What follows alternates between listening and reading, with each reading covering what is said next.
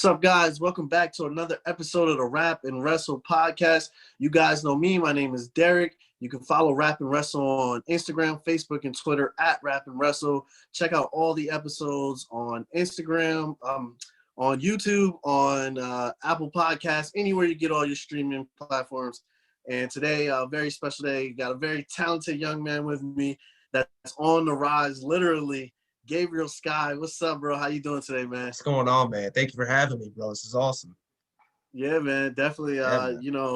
You are just one of those young guys that are out there just killing it, man. And I was like, I gotta get Gabe on. Fresh off of GCW Fight Forever. How was that whole experience? Like, tell me, like, because that was pretty historic, man. Just a 24-hour event. How was it being a part of the experience, and how did you get contacted to be a part of it?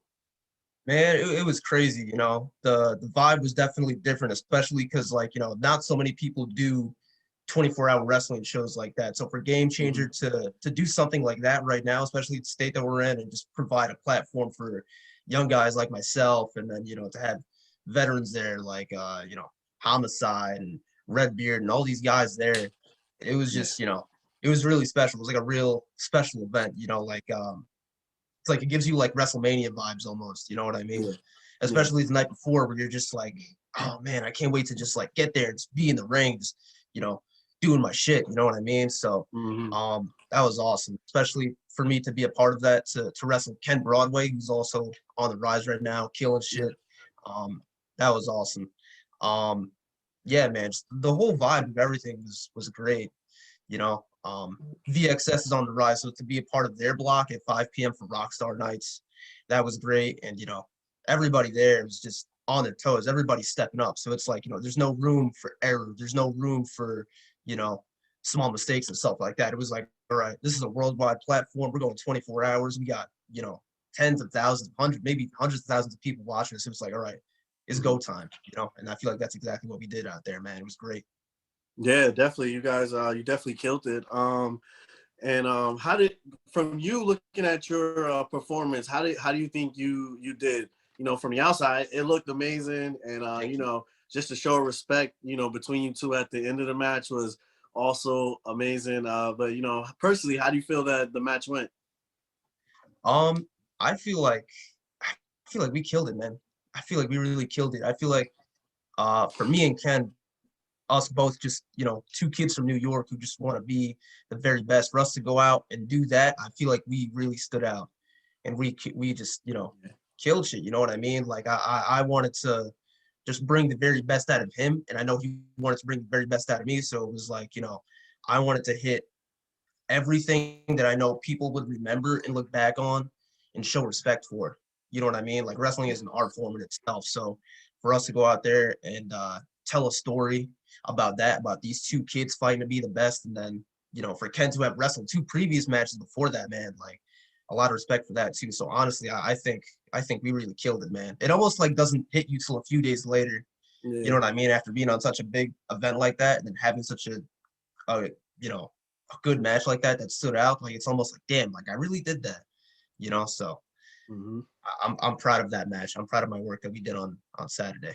Yeah, you guys definitely stood out on, a pretty historic event. So that definitely says a lot for you guys to have been able to accomplish that, for sure. For you, getting into wrestling, we all have a love for wrestling. The thing I love about wrestling so much, and even about music so much and hip hop, we all develop our love for it differently. For you, how did that love for wrestling start for you? And also on the opposite end, how did your love of hip hop start as well? So when I was growing up, I was kind of just always like around wrestling. My parents are both big fans of wrestling. So when I was a kid growing up, I was always watching Monday Night Raw with my dad. And even just growing up, had a bunch of brothers in the house, naturally we all gravitated towards wrestling. So we always had like wrestling merchandise, the toys, the video games, the shirts, all that kind of stuff, going to the live events and stuff. And just like after being around it so much, I think like maybe right before high school, I was like, I really want to do this. Like if these guys can do it, and these guys are killing it on a worldwide stage. Like that really inspired me seeing, you know, I don't know, just so many wrestlers like Jericho and Daniel Bryan and CM Punk, you know, John Cena, Eddie Guerrero, like all those guys inspired me growing up. So I was like, man, like if these guys could do it and they were told no and they still did it and they still went out and killed it, I want to do that too. And to answer that hip hop question, you know, growing up in the city, I grew up in Queens. So, you know, everybody, I had a bunch of friends that like wrestling too. And, you know, just being in that environment in the city, you always hear like different Mhm. sounds, different music. And like, I always heard like Biggie and like Wu-Tang and, you know, Tribe Called Quest, all these like great hip hop influences. I was just like, man, like growing up, like you start to appreciate it more. And as I got older, I was like, man, like this music is amazing. And like hearing that, hearing the passion that they put into that, I almost like put that into my wrestling. And I was, man, like especially when you listen to Wu-Tang, like you can't help it. You know what I Yeah, mean? yeah, So yeah, it's just, you know, always followed me that, you know, between that and rock and roll, always like push me to move forward. You know? yeah. That's pretty dope. You know, I always look at New York, and I always think of like you get different sounds of music like around the world. Down south has their sound. The West Coast has its sound. New York has a typical sound. But the thing I like about like the East Coast and New York is that there's so many different sounds inside of New York itself. So it's like you can hear 10 different rappers and they all rap 10 different ways. And it's always amazing. Like there's always creativity built in New York. It's just so amazing. Yeah, man, no, it definitely is. That's why it's such like a melting pot. Even now, like, you know, I still listen to that early influence of like New York rap, New York hip hop, like, you know, Nas, like Mm-hmm. goes without saying, bro. Like he still has like such a big influence on hip hop and like how people look at it. And even outside the city, like, you know, West Side Gun from upstate, Benny the Butcher, like all those Yeah. guys, man, like it's crazy. And the fact that they have that combined with wrestling, the fact that like West Side Gun makes songs that Yeah. correlate with wrestling, like it's just so dope, man. I love it. Yeah, it's definitely dope. For you, when was the point where you decided like, uh, I'm gonna take it seriously. I'm gonna go start training. Like, what was that moment for you? How did you actually get involved and get into like your first training? Um, Honestly, I like looking at it from the outside in before I even started, I kind of knew like you had to, if you wanted to move up and you wanted to be on, you know, these big stages and to really advance in your career, you had to take it seriously. I think for me, watching it as a kid, I watched Jericho's documentary when I was like 11 or 12. And I remember watching it and seeing how much work that he had put into it. The fact that he was going to the gym every day, he was always watching tape. He was Yeah, going to these other countries and getting his name out there. I was like, all right, so that's how much work I have to put in when I start this. And I remember all throughout high school, I was always, you know, trying to go to the gym every day as much as I could. I was involved in track and field for a little bit. I was involved in the amateur wrestling for a little bit. And like, I wasn't excelling in those, but I knew that just because I wasn't excelling and like doing as great as some of these other athletes were, I was like, all right, I could take what I learned here and put it into wrestling. So once I graduate, you know, I'll work harder than anybody else. And when I was 17, as soon as I graduated, I was like, all right, this is what I'm going to do. Every day I was in the gym, watching tape, taking down notes, always asking people for advice, you know, yeah. no matter who it was, I was just trying to get my foot in the door and really move up so that at a young age I could continue to progress and move forward, you know. So I was just always doing that. Yeah, definitely. I'm always impressed when guys who are high flyers and can do all these amazing moves, flips, and dives through the whatever, all that great stuff that we love. It all I've never thought though about this. Some people just know how to do flips and all this crazy stuff. Like, how did you become a high flyer? Is it just like you just like, hey, I just started doing flip? Like, how does that happen for somebody? Honestly, sometimes it just starts from like watching videos on YouTube, right? Like you would Uh, watch like Rey Mysterio or like guys back then, like Evan Bourne and that kind of stuff. And like, Yeah. I'm just like, damn, like that looks crazy. Maybe I should try that. And like one day I just tried like a kip up in my backyard and I like nailed it. And I was like, I wonder what else I could do. So I was like doing like these like cartwheels, like these front headstands, like landing on my feet, trying to do these backflips into my pool and stuff. And like Oh, as I was man. doing that, I was like, man, like if I really go through this wrestling thing, like I could do some cool shit. Like I could do these flips and all that kind of stuff. And then Mm-hmm. once I started wrestling, trying to integrate that, and like the more I practiced it, like the more you practice anything, you'll get better at it. You know, nothing's always clean on the first try, but like the more I was practicing it and like realizing, you know, that athleticism I hadn't really honed in other sports yet, I could hone in wrestling. I was like, all right, so I could do a moonsault, I could do 450. You know, it was all just about like timing and practicing, but it really started when I was a kid, just trying to do a kip up, you know? Crazy. Yeah, it's crazy. I Yeah. always wonder, man. It's like just some people got it, some people don't. It's like you always wonder, like, what's the difference between them? Yeah, man. It's crazy. Something I saw too that I was like so surprising. That you were part of Yams Day, right? Yeah, man. Yams Day. Yeah. Yams Tell Day was crazy. how did that opportunity arise, and how was that experience? It looked like it was wild, like it was crazy. How was that experience? Man, it was honestly just one of those things like you don't expect to happen, you know. I was actually on the road to go and train out in Jersey at CZW with my Mhm. tag team partner Tristan Ty. Yeah. Um, we were on the road there, and I got a phone call from someone that was doing like a ring crew setup to set up the ring in the Barclays Center that day for ASAP Rocky's concert. And they called me and they were like, you know, like we're looking for wrestlers, like we need a match to happen on the show. It's gonna be in Barclays Center, like there's gonna be like 20,000 people here. Like, would you be interested in doing it? And at first I answered it and I was like, this is a joke. Like, there's no way this is gonna happen. You know what I mean? So I was like, I don't know about it. And just we kind of just left it at that. I kind of just honestly I just hung up. And then they called me back and they were on FaceTime with me and they were showing me the whole arena, just the whole setup. And they're like, yo, like if you don't do this, like we'll call somebody else. And I just looked at my boy Tristan Ty and we were just looking at each other like, I'm gonna have to go and do this right now. So we just rerouted the GPS, went to the Barclays Center, and man, like that vibe was different. Like I had never experienced like something like that to where it's like same thing, like you're mashing hip hop with wrestling on this grand stage, 20,000 people, all these media outlets watching. It was just crazy. And for me to go out and do that, especially I was like maybe 19 at the time, like it was crazy. And you know, everybody there, like Tyler the Creator was there, ASAP Yeah. Rocky, Ghostface, Flatbush Zombies, all these dudes were there for me to be like have listened to their music and then just see these dudes in the ring while I'm wrestling. I was like, yo, this is a trip right now.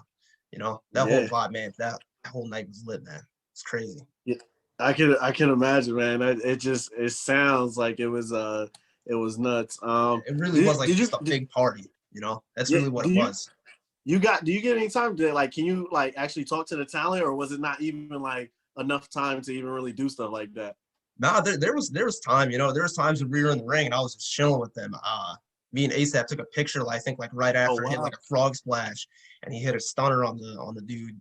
And yeah, that was crazy, man. And like the fact that there's such big fans too, to where you have this match and then after they're like, yo, that was so dope. Like I love Mm-hmm. wrestling and all this kind of stuff. Like, how do you feel? Like it was just like, man, like the fact that we can relate on that scale to where it's like, yo, I really love your music for you know, ASAP Brackets be like, yo, I really love wrestling. Like it was just like, Yeah.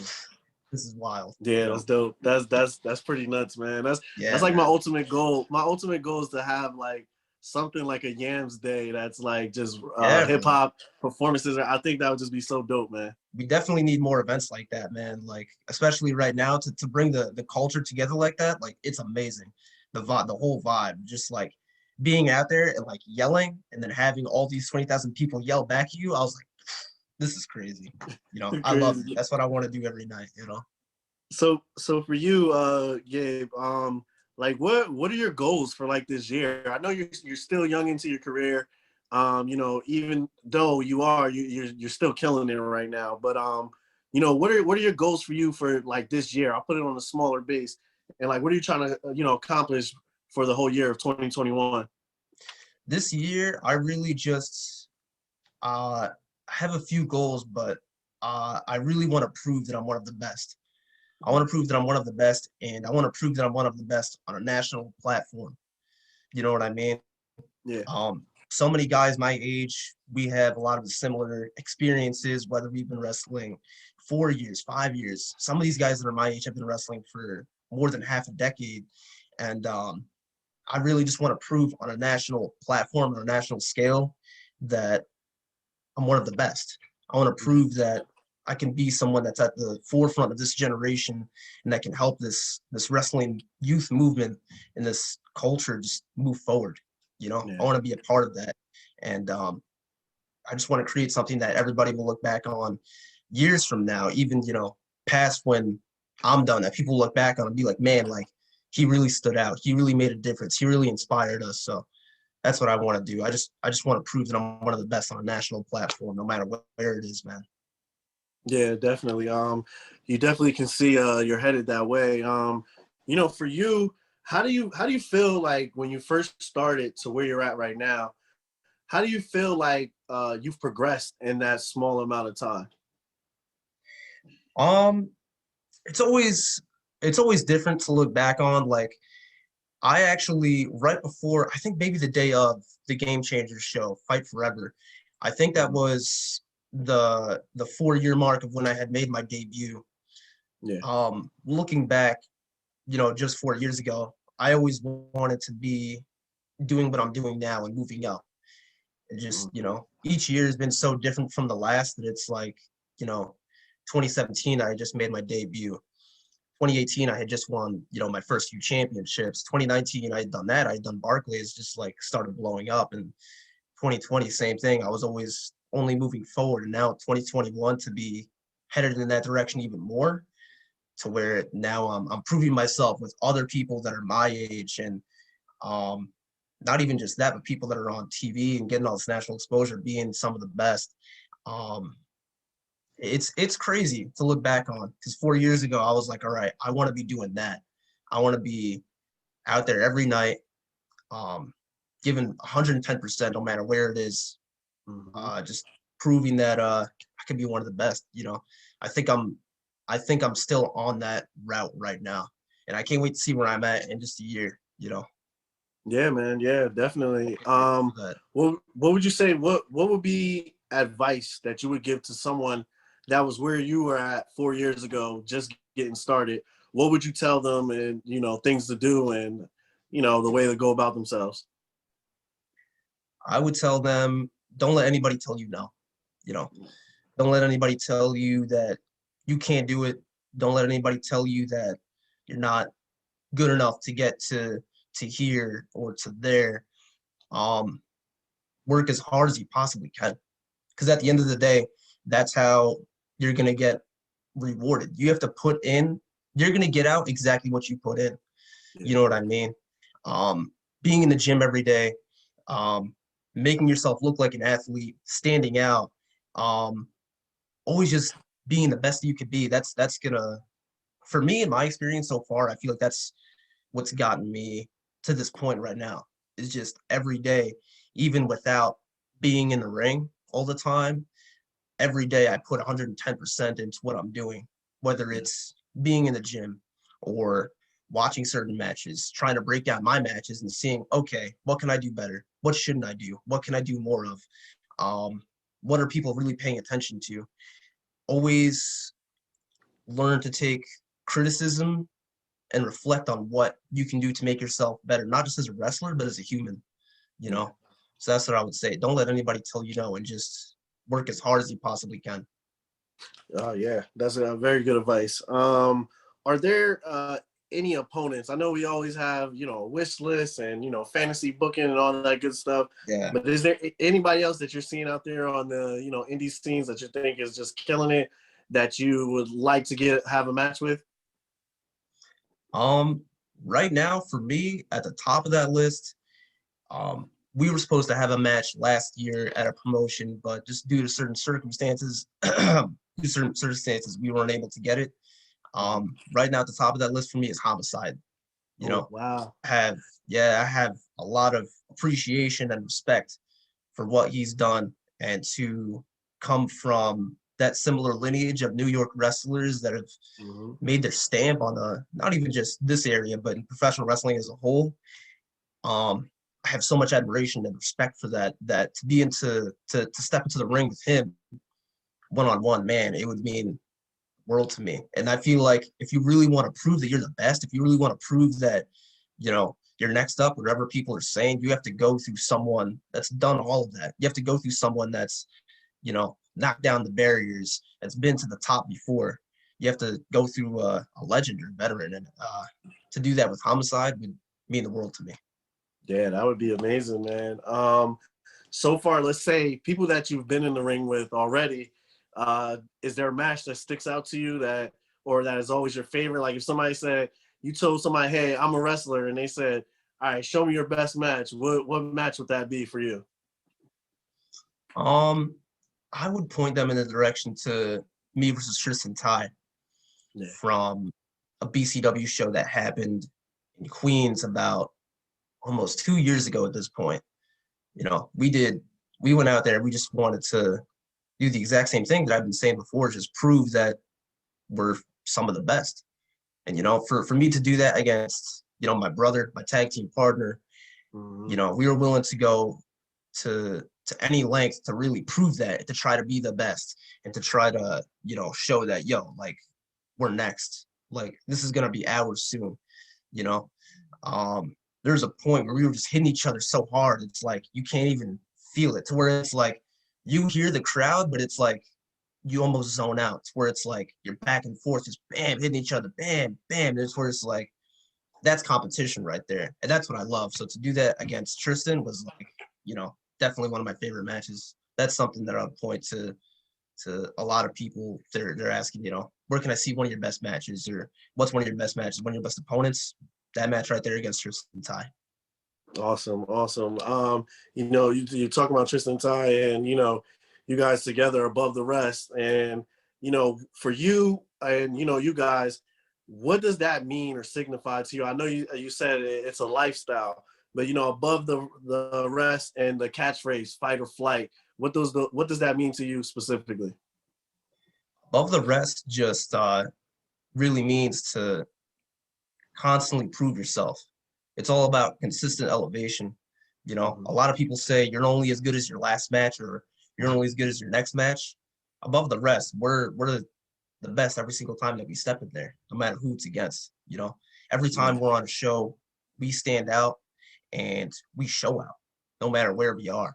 And we really had that moniker passed down to us through our trainer, Kono Kapuchia, who's also been around for a long time. He's one of the vets around here, one of the OGs in the scene. So for him to pass that down to us, and then for all three of us to come together as a stable and to call ourselves above the rest, like, it really is a lifestyle, man. Like there's nobody that can outwork us, is really what it comes down to. And, we'll prove that any day. Yeah, definitely. When you're not wrestling, on your off time, I know you take it seriously. So I know you said when you're not wrestling, you're working on wrestling, but when you're not doing that, what are like some hobbies that you have, or anything that you like to do when you're not wrestling? Same thing. I always try to watch or listen to different hip hop music and just different music in general. I'm really big into hip hop, as you said before. Punk rock, alternative rock. I'm always trying to listen to what's out there. My boy Sam actually just recently put me onto a few bands that I've been listening to: Narrowhead, Nice. Power Trip. Just besides that, I'm always trying to listen to even older rock. The Smiths, Pure, all that. What else do I even do in my free time, man? I try to play Nintendo Switch. I try to play Nintendo Switch when I can. Yeah. All right, what you playing on Nintendo Switch? I've been trying to beat Crash Bandicoot, man. Oh It's pretty wow, nice. difficult, yeah.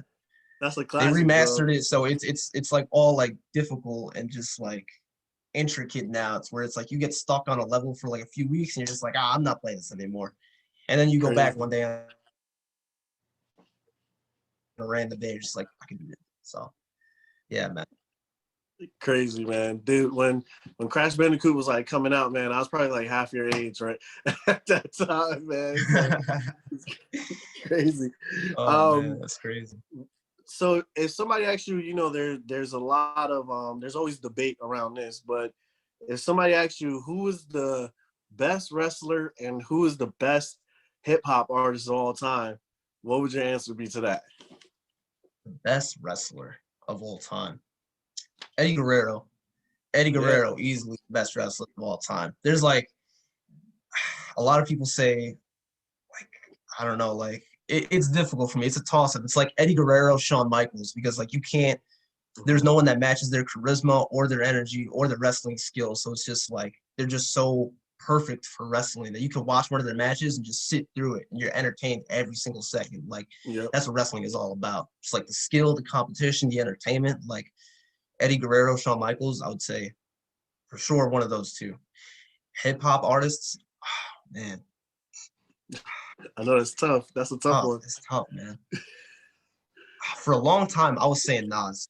For a long Yeah, time, I was saying Nas just because like all the beats, like just like everything he spits is just so like exactly in his name. It's just nasty. You yeah, know what I mean? That's what makes New York State of Mind such a classic. That's what makes Illmatic such a classic. Whereas like now people will drop certain albums and people will be like, oh, this is the Illmatic of our generation. To where yep. it's like, nah, Illmatic was the Illmatic of its generation. Illmatic is the reason why so many people rap the way that they do now. Like Kendrick Lamar, he Mm-hmm. raps. It's so weird to almost compare them, but it's like their styles are almost so different or so similar that it's the same thing. Like they just everything is just nasty. So I would have Yeah, to say nah. Yeah. I'll take it. Nas and Eddie Guerrero. I'll take it. I'll take it. I Yeah, like man. that. How great? How That's a great would fire it have? combo right there. Yeah, no, that is a fire combo. How great would it have been if we would have got to see Shawn Michaels against Eddie Guerrero, bro? Oh, dude, that's got to be like my number one dream match, man. That would Always have wanted to been see that nuts. match, dude. Would have been a That classic. Would have been such a classic, man. 5 stars easily. Yeah, and I see one of your things you like to do. You do the Shawn Michaels pose. I was gonna ask you, did you do that in like in homage? You do that in homage to him? Is that where you got it from? Yeah, somewhat, yeah. I don't know. Sometimes you just gotta HBK on him. You know what I'm saying? Like, you Gotta just gotta flex. flex on him hard. You gotta flex on him. I know. Also something I saw you had that was pretty cool. The Skyfall keychains. Who created those, and if people want to get those, like, how can they purchase those? So my boy Dylan from Broken in Half Design, I actually designed those. He designs a lot of the stuff that's on my merchandise. He designed the first few Gabriel Skye shirts that came out. He helped me put together the black and gold Eddie Guerrero trunks that I have now. He helped me put that together. You can actually buy those through the link in my bio on Instagram. I believe it's through Big Cartel. I think it's also on my Twitter, but you can buy that through those links. And yeah, man, show some support, bro. Yeah, definitely, definitely. Yeah. Now I ask you this. We'll close up with this question right here. All right. So we know indie wrestling is it's saturated, especially here on the East Coast. We know we're spoiled. We have hundreds of Yeah, companies bro. over here, thousands of wrestlers over here. What is it that makes Gabriel Skye stick out from everybody else? Makes it what makes Gabriel Skye stick out more than anybody else? There's no one that's gonna have Gabriel Skye match better than me. There's only one Gabriel Skye. I think when people see my name on a poster or an advertisement and they see that name, they're like, "Oh, Gabriel Skye. He might do some flying, or he might be technical. He might be a brawler." I try to give every single one of those aspects in my match so that people can walk away satisfied. People can walk away remembering exactly who I am and exactly what I've put into my matches and just into my life and career as a whole. Um, I think no one's gonna go as hard as Gabriel Skye in a card. That's just how I feel. Yeah. And I'm going to stick to that every single time I step into the ring. You're not going to expect any less when you see me on a match graphic, on a poster, in a tweet, anything like that. There's no one that's going to go harder than Gabriel Skye. That's just what I believe. Yeah, definitely facts. For fans that want to follow you, if you want to tell the merchandise over again as well, how would they connect with you on social media? So you can find me on Instagram and Twitter at Gabriel Skye _. Facebook, you can find me just at Gabriel Skye. And my merchandise and all that kind of stuff, it's going to be through my Big Cartel. I believe it's like bigcartel.com/Gabriel Skye or whatever the link is. I'm not that great with social media. I'll be honest. Anytime I tweet or like I post, it's just do something. I'm like, oh, that caught my eye. I'll talk about that. So you can find it through there. And any booking inquiries or anything, that kind of stuff, you can always hit me up on social media as well. Awesome. Yo, Gabriel Skye, I really appreciate you taking this time out, man, and talking to me. Everybody, make sure you follow Gabriel Skye. Check him out. This man is a human highlight reel. Like, for real, he's amazing in the ring. And definitely make sure you follow RapnWrestle at RapnWrestle. Make sure you check us out Instagram, Facebook, Twitter. Check us out on YouTube. Check us out on Apple Podcasts, anywhere you stream. Make sure you listen and subscribe. For this episode, it's Derek, it's Gabriel Skye, and we both are out.